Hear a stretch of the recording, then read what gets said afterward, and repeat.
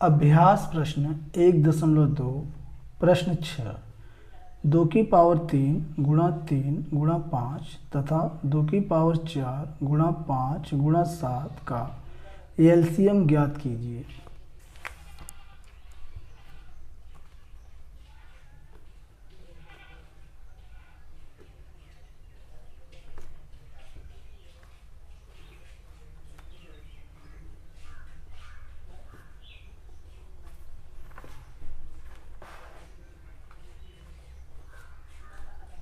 दो की पावर 3 गुणा 5 और दिया है 2 की पावर 4 गुणा 5 गुणा 7। इसका हमें एलसीएम निकालना है। एलसीएम तो एलसीएम निकालने के लिए हम क्या करेंगे, जो यहाँ पे पावर है, जैसे यहाँ पे 2 है, यहाँ भी 2 है, ये जो पद है ये सेम है, तो इसका जो सबसे बड़ी पावर होगी उसे हम लिखते हैं। तो 2 की पावर 3 को छोड़ के 2 की पावर 4 लिखेंगे। 2 की पावर 4 गुणा में यहाँ पे 1 3 है, इसमें 3 नहीं है तो ये 3 लिखा जाएगा, गुणा इसमें 5 है, इसमें भी एक ही 5 है तो 5 लिखा जाएगा। इसमें 7 है, इसमें नहीं है तो ये 7 लिखा जाएगा। इन सबको हम गुणा करेंगे। 2 दूना 4, 4 दूना 8 और 8 दूना 16 गुणा में 3 पंजे 15 और 15 सत्ते 105। 16 पंजे 80 के 0, 16 0 0 8 और 16 कम 16, 1680 इसका एलसीएम है।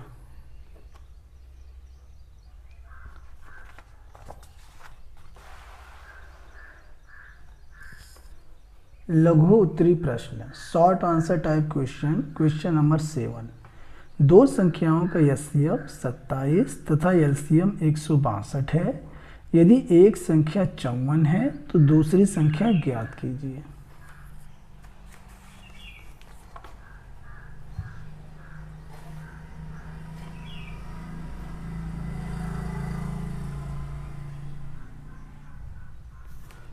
क्वेश्चन 7, इसमें दिया है एचसीएफ 27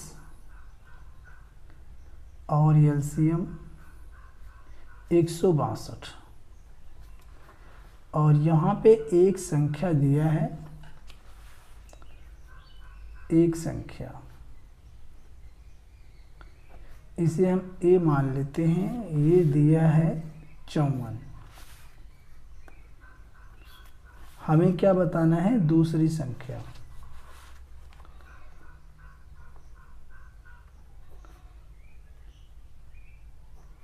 इसे हम बी मान लेते हैं, ये हमें बताना है।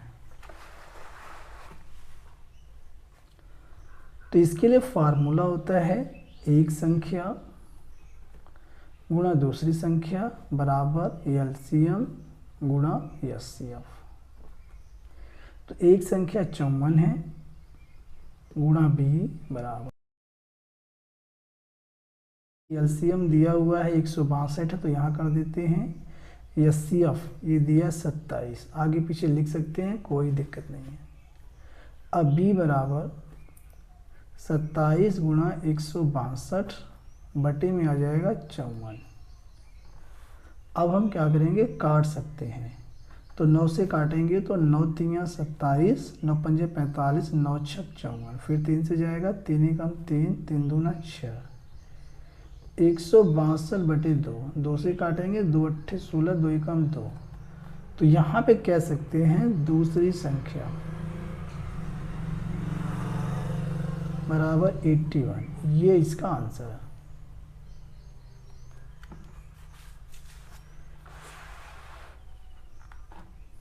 क्वेश्चन नंबर 8, दो संख्याओं का एचसीएफ 23 तथा एलसीएम 1449 है। यदि एक संख्या 161 है तो दूसरी संख्या ज्ञात कीजिए। सेम क्वेश्चन 7 के जैसा है।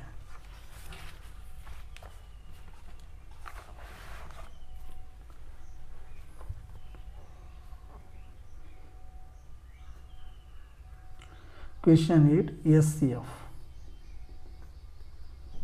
23 एलसीएम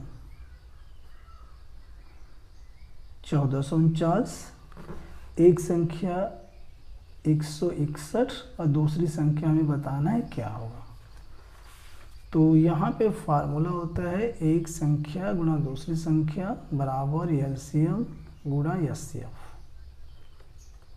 तो एक संख्या दिया हुआ है 161, 161, दूसरी संख्या बताना है, छोड़ देंगे, बराबर एलसीएम दिया है 1449 गुणा में एचसीएफ दिया है 23, अभी बराबर 1449 गुणा में 23 और बटे में आ जाएगा 161। 23 से काटेंगे तो 7 बार में कट जाएगा, 7 से काटेंगे तो 7 दूना 14, 0 7 सत्ते 49। तो यहाँ पे ए आ गया, बी बराबर 207। तो कह सकते हैं दूसरी संख्या बराबर 207 है और यही इसका आंसर है। प्रश्न 9, सिद्ध कीजिए कि करनी में 3 एक अपरिमित संख्या है। एनसीईआरटी इन टेस्ट एग्जाम्पल, यूपी बोर्ड 2019, 2020, 2022 और 2023 में यह प्रश्न लगातार पूछा गया।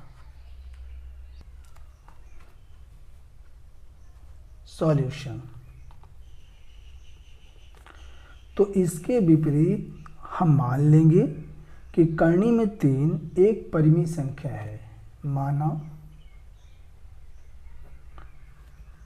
इसके विपरीत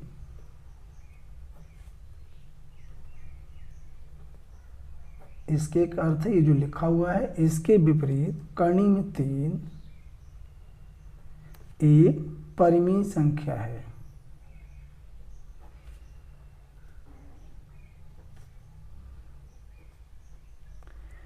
जब करनी में 3 एक परिमित संख्या हमने मान लिया है तब इसे हम लिख सकते हैं करनी में 3 इज इक्वल टू ए बटे बी, जहां ए और बी सह अभाज्य संख्याएं हैं।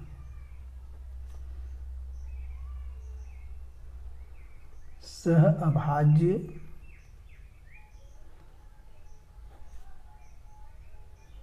संख्याएं हैं। सह अभाज्य संख्याओं को अंग्रेजी में को प्राइम नंबर्स कहते हैं। इसका अर्थ होता क्या है? इसका मतलब ये है कि ए और बी में जो कॉमन फैक्टर होगा वह 1 होगा, यानी जो उभयनिष्ठ होगा वह 1 होगा। तो यहाँ पे हम लिख सकते हैं HCF A and B is equal to 1, यानी कि ए और बी का हर हाल में एचसीएफ 1 होना चाहिए। ये परिमित संख्या की कंडीशन है। अब बी की हम क्या करेंगे, तिरछी गुना कर देंगे, तो ये हो जाएगा करनी में 3b इज इक्वल टू ए, और इसे हम मान लेंगे समीकरण नंबर 1। अब दोनों पक्षों में वर्ग करने पर, स्क्वायरिंग बोथ साइड्स, दोनों पक्षों में वर्ग करने पर जब वर्ग कर देंगे तो ये हो जाएगा करनी में 3b का होल स्क्वायर बराबर ए स्क्वायर। तो स्क्वायरिंग करेंगे तो वर्ग से वर्गमूल कट जाएगा, यहाँ 3 आ गया, ये हो गया b स्क्वायर बराबर ए स्क्वायर। 3b स्क्वायर ए स्क्वायर के बराबर है। तो यहाँ 3 जो है 3 गुणा b स्क्वायर है। तो हम यहाँ लिख सकते हैं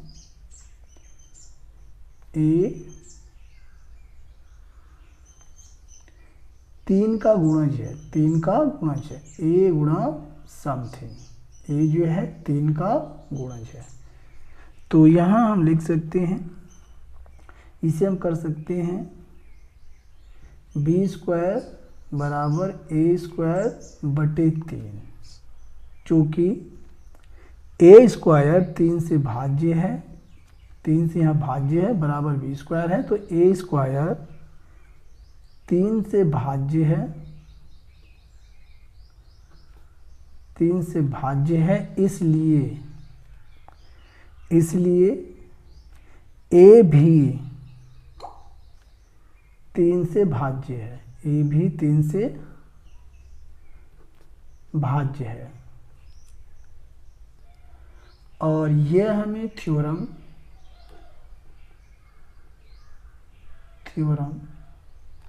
एनसीईआरटी बुक में 10.2 बताती है कि जब कोई संख्या जिसका वर्ग है वह किसी संख्या से भाज्य है तो वह संख्या भी स्वयं उसी संख्या से भाज्य होगी। जैसे एग्जाम्पल के लिए यहाँ पे ये 5 का स्क्वायर है, 5 का स्क्वायर 5 से भाज्य है, 5 से भाज्य है जो है, यहाँ से भाग देंगे तो 5 आएगा। इसी प्रकार जो स्वयं 5 है वह भी 5 से भाज्य है। यही इसके कहने का तात्पर्य है। तो यहाँ पे हम क्या करेंगे, ये जो नीचे लाइन है ए भी 3 से भाज्य है, इसे हम मान लेंगे समीकरण नंबर 2। समीकरण नंबर 2,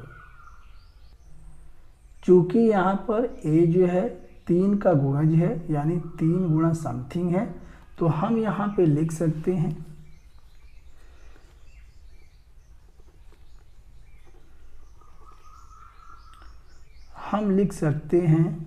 कि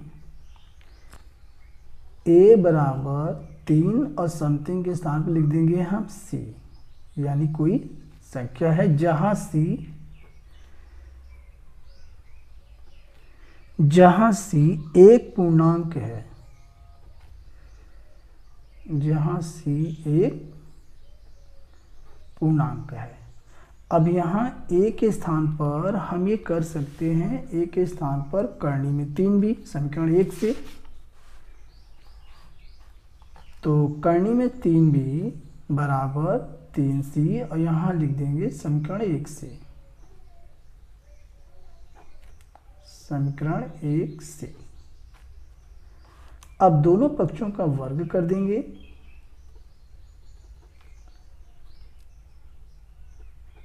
दोनों पक्षों का वर्ग करने पर जब वर्ग कर देंगे तो ये हो जाएगा करनी में 3b का होल स्क्वायर बराबर 3c का होल स्क्वायर। तो वर्ग से वर्गमूल कट जाएगा, 3 आ गया, b स्क्वायर, ये 3 त्रिका 9 c स्क्वायर, 3 इसकी अपान में जाएगा, तो b स्क्वायर बराबर 9/3 c स्क्वायर। तो 3 से ये 3 कट जाएगा, 3 आ गया, तो हम लिख सकते हैं b स्क्वायर बराबर 3c स्क्वायर। तो यहाँ पे 3c स्क्वायर का गुणज है b स्क्वायर, और यहाँ b स्क्वायर बटे 3 हो जाएगा बराबर c स्क्वायर। तो यहाँ पे हम लिख सकते हैं चूँकि b स्क्वायर 3 से भाज्य है, 3 से भाज्य है, तब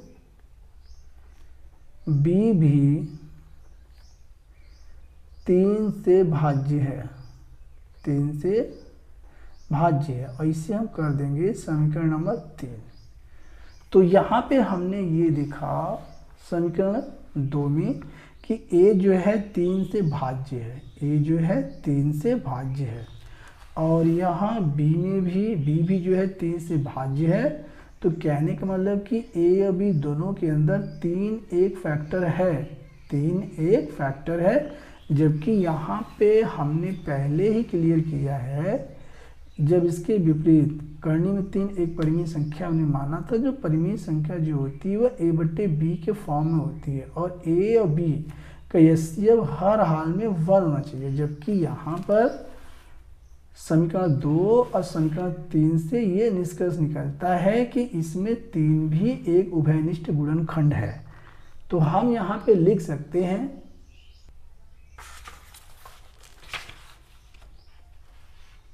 समीकरण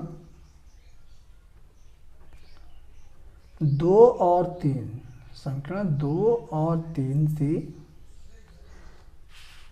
हम कह सकते हैं कि क्या है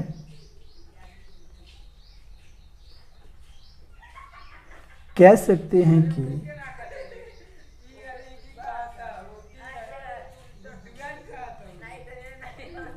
उभयनिष्ठ गुणनखंड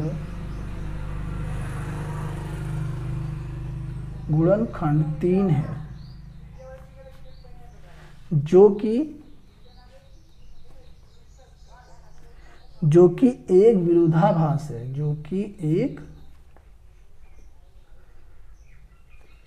विरोधाभास है। विरोधाभास कैसे है कि यहाँ पे HCF 1 आना चाहिए, जबकि समीकरण 2 और 3 से कहा जाए तो HCF इसमें 3 है। तो यह जो है एक विरोधाभास है। अतः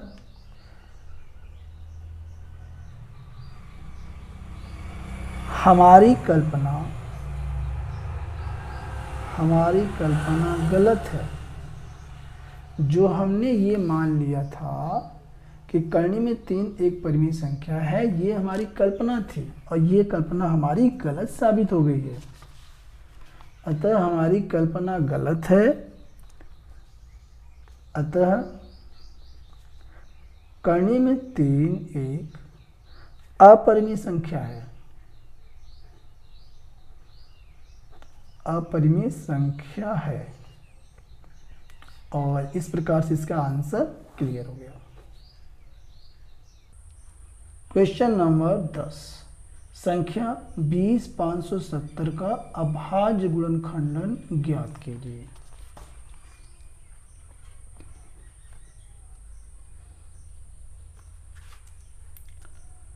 बीस 570 का हमें जो प्राइम फैक्टराइजेशन फाइंड करना है, तो 20570 ऐसे बना लेंगे हम और 2 से इसमें हम डिवाइड करेंगे। 2 से डिवाइड करेंगे तो ये आ जाएगा 10285। अब ये 2 से नहीं जाएगा, 5 से ये कटेगा। 5 से डिवाइड करेंगे तो ये आ जाएगा 2057। अब ये 5 से भी नहीं जाएगा, 11 से कटेगा। 11 से भाग देंगे तो आ जाएगा 187, फिर 11 से भाग देंगे तो आ जाएगा 17। तो यहाँ हम लिख सकते हैं 20570 बराबर 2 गुणा 5 गुणा 11 गुणा 11 गुणा 17। अगले स्टेप में 2 गुणा 5 गुणा 11 की पावर 2 हो जाएगी और गुणा में 17। ये इसका आंसर है। क्वेश्चन नंबर 11, नीचे दी गई आकृति में x, y तथा z के मान ज्ञात कीजिए। तो यहाँ पे देखिए ये बना हुआ है x और यहाँ ये तीर ऐसे करके ऐसे बनाया है 14 है, फिर यहाँ ऐसे करके z और 7 है, नीचे y और ये 3 5 है। तो यहाँ पे देखिए y कैसे आया है, मैं इसी में आपको दिखा देता हूँ बुक में ही। और यहाँ मैंने लिख दिया है क्वेश्चन नंबर 11। तो y कैसे आएगा, पहले y को निकालेंगे। y बराबर y का जो गुणनखंड है वो 3 और 5 है। 3 5 को गुणा कर देंगे तो y आ जाएगा। तो 3 गुणा 5 आ गया 15, y का मान आ गया 15। ठीक है, अब यहाँ पे हमको क्या करना है, ये यहाँ पे 14 है, यानी 14 गुणनखंड है z और 7। तो 14 कैसे आया है, z और 7 की जब गुणा किया गया तब 14 आया है। तो 7 इसके अपान में जाएगा, 14/7 बराबर z। 7 से काट देंगे, 2 बार में कटेगा। तो यहाँ पे हम कह सकते हैं z का मान आ गया है 2। यहाँ पे y और z का आ गया। अब x का मान निकालेंगे तो यहाँ पे x बराबर, x कैसे आया है कि y और 14 का गुणा करेंगे तो x आएगा। तो 14 गुणा y, तो 14 गुणा y का मान हम पहले ही निकाल चुके हैं 15। यहाँ पुट करेंगे 15 चौका 60, हासिल लगा 6, 15 एकम 15 6 21, यानी आ गया ये 210। तो हम कह सकते हैं कि x का जो मान नीचे लिख देते हैं, x बराबर है 210 और y का जो मान आया है वो 15 और z का जो मान आया है वो 2 आया है। यही इस क्वेश्चन का राइट आंसर है।